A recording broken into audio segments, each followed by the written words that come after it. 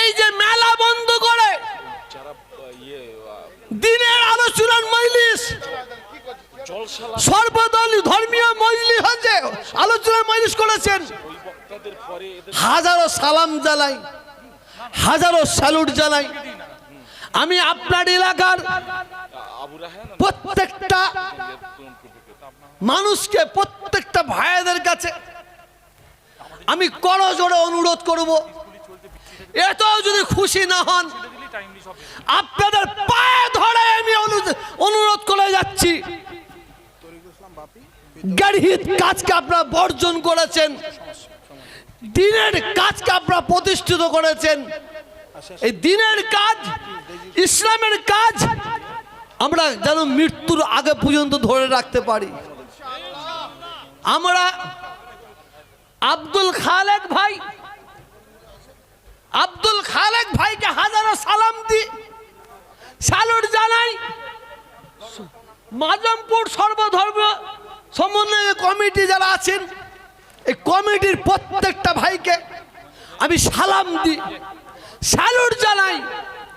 বিশ্বাস করুন, আজকে যারা এই মেলাকে বর্জন করে, আস্তে আস্তে এই মেলাকে বর্জন করে ইসলামের প্রতিষ্ঠা করেছেন, কুরআন হাদিস শরীয়তের আলোচনার মজলিস করেছেন, আর যারা এই মজলিসে সাহায্য করেছেন, সাহায্য করার জন্য, যারা সহযোগিতা করার জন্য বসে আছেন, সমর্থন করে বসে আছেন, আমার বিশ্বাস পীরের বেড়া বলে যাচ্ছি, আমরা কত জীবনে গুনাহ করেছি না করেছি জানি না, হয়তো এর ওসিলায় আল্লাহ আমাদের সারা জীবনের গুনাহকে মাফ করে দিতে পারেন।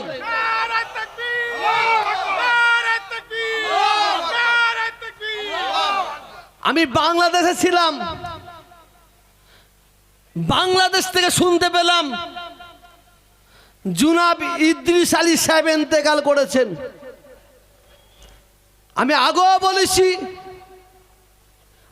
বলেছি, বাংলাদেশে বসে শুনলাম তখনও বলেছি, আজকেও বলছি, ইদ্রিস আলী সাহেব ও জীবনে কত কি অন্যায় করেছে, ভুল করেছে আমি জানি না, কিন্তু ইদ্রিস আলী আর তোহা সিদ্দিকীর নেতৃত্বে আপনারা জানেন, বাংলাদেশের এক মহিলা যাকে ইন্টারন্যাশনাল বেশ্যা বললে অসুবিধা হবে না, যার নাম হচ্ছে তাসলিমা নাসরিন, একটা লেখিকা, দ্বিখণ্ডিত বই আমার রাসূল পাক সাল্লাল্লাহু আলাইহি ওয়াসাল্লাম সম্পর্কে কুরচিত মন্তব্য লিখেছে। সেই তাসলিমা নাসরিনকে বাংলাদেশের লোক তাড়িয়ে দিল, ইংল্যান্ডে গেল, ইংল্যান্ডের মুসলমান তাড়িয়ে দিল, জার্মানে গেল, জার্মানের মুসলমান তাড়িয়ে দিল, ইন্দোনেশিয়ায় গেল, ইন্দোনেশিয়ার মুসলমান তাড়িয়ে দিল। সেই তাসলিমা নাসরিন ভারতে এসে আশ্রয় নিল কোথায়? পশ্চিম বাংলায়।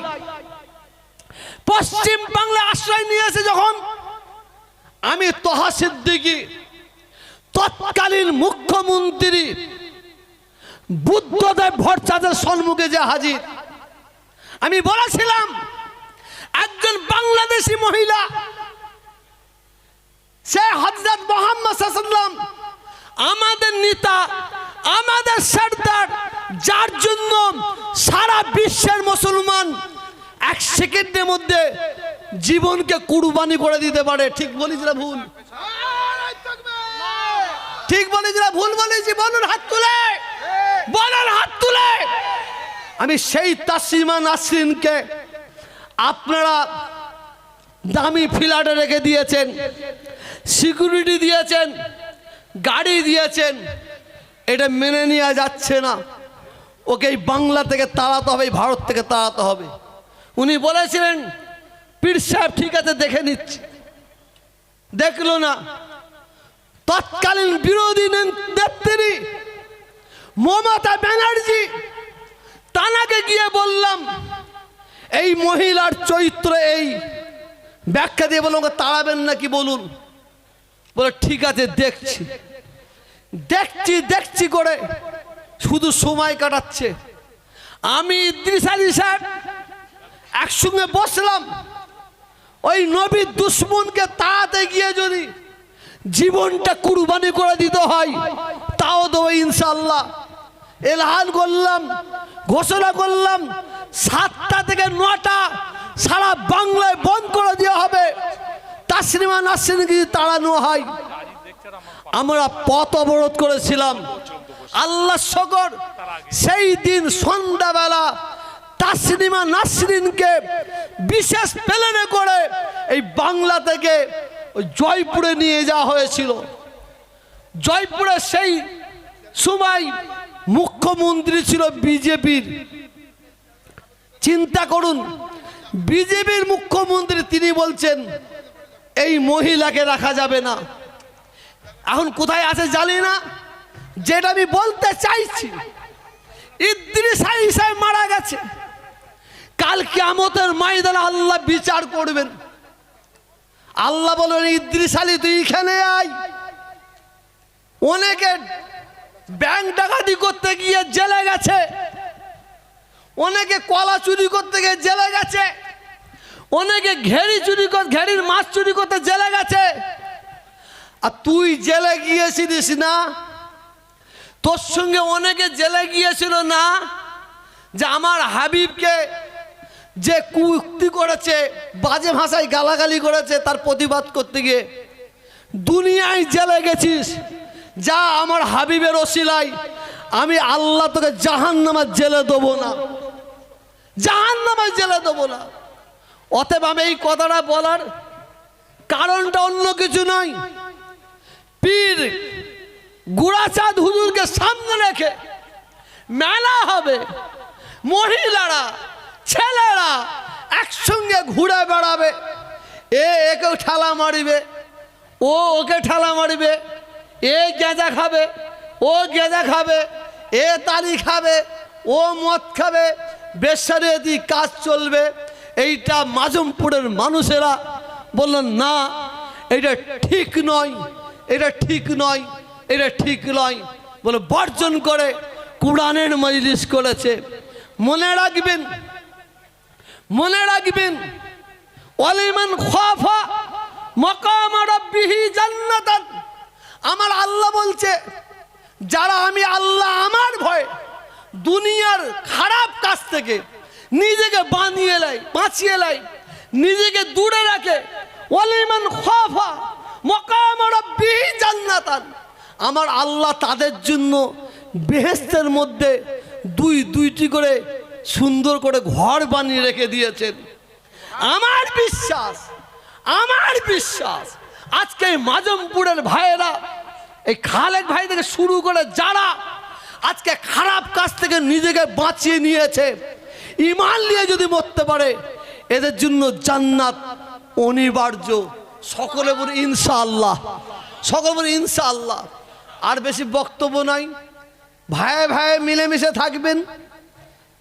আমি তোহা সিদ্দিকী, আমার পরিচয়টা আমি মুসলমান, এটা আগে না হয়। আমি তোহা সিদ্দিকী, আমার পরিচয় আমি মুসলমান, এটা আগে না হয়। আপনি যদু মধু, আপনি হিন্দু, এ পরিচয়টা আমাদের আগে না হয়। আমাদের সকলের আগে পরিচয় হবে যে পরিচয় দিয়ে আল্লাহ পৃথিবীর জমিনে পাঠিয়েছেন, মানুষ, মানুষ, মানুষ। তারপরে লাকুম দীনুকুম ওয়ালিয়া দিন, তুমি তোমার ধর্ম করো, ওকে ওর ধর্ম করতে দাও। কেউ কারো ধর্মের প্রতি আঘাত করবে না, কেউ কারো ধর্মের প্রতি আঘাত করবে না। মনে রাখবেন, যদি কেউ অন্যের মাকে যদি ভালোবাসতে না পারে, যদি কেউ অন্যের মাকে যদি ভালোবাসতে না পারে, সে কোনোদিনই তার নিজের মাকে ভালোবাসতে পারবে না। মনে রাখবেন, যদি কেউ অন্যের ধর্মকে যদি শ্রদ্ধা করতে না পারে, সে কোনোদিনই তার নিজের ধর্মকে শ্রদ্ধা করতে পারবে না। অতএব আমরা হিন্দু নয়, মুসলমান নয়, বিশেষ করে বাংলার মানুষের কাছে আমার দাবি, আপনারা ভাইয়ে ভাইয়ে মিলেমিশে থাকবেন। ভারত আমি বাড়াবো না, একটু বললে অসুবিধা আছে? এই জোড়া বলে অসুবিধা আছে? এটা হাতে ইশারা করে দেখান, কেন আমার বড় ভাই সাহেব এক্ষুনি আসবেন। শুধু আমি একটু বলে রাখি, বাংলা নয়, সারা ভারতবর্ষের এমন একটা কোনো রাজ্য নাই, এমন একটা কোনো রাজ্য নাই যে রাজ্যে আমি তোহা সিদ্দিকী যাইনি বলে জানা নাই। ভারতবর্ষের বাইরে পৃথিবীর বহু দেশে গেছি, আল্লাহ নিয়ে গেছেন। দুহাই, দুবাই, আবুধাবি, কাতার, চায়না, বাংলাদেশ। এই 5-6 দিন আগে বসে আছে, বাংলাদেশ থেকে ঘুরে আসলাম।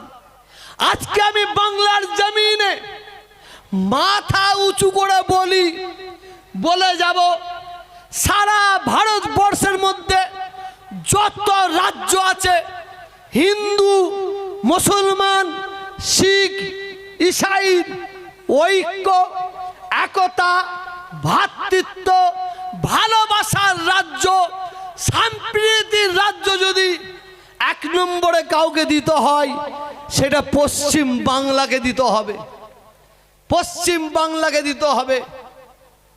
কারণ এই কথাটা বলার কারণ, এই ভারতে কিছু শকুনির জাত উড়ে উড়ে বেড়াচ্ছে, উড়ে উড়ে সাকসেস হতে পারে না।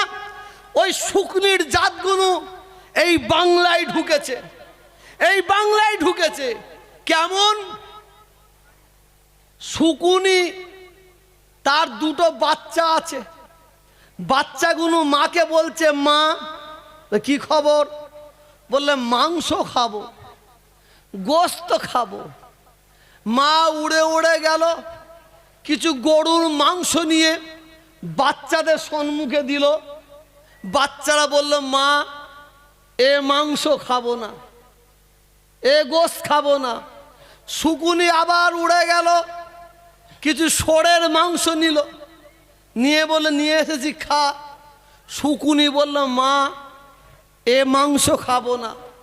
তো মা তখন বাচ্চাদের জিজ্ঞাসা করছে, কিসের মাংস খাবি?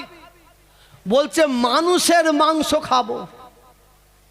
তখন শকুনি বলছে, ত্যাগ।